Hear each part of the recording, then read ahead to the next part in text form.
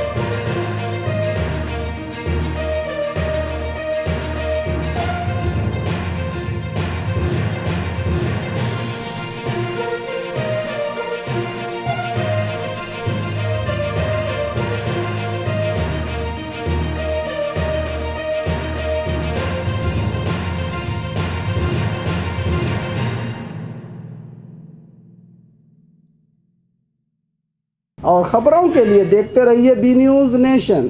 Blue ruby specialist in 1 and 2 gram gold plated jewellery, American diamond, antique art jewellery अब आपके शहर में Ram Mandir road Bijapur.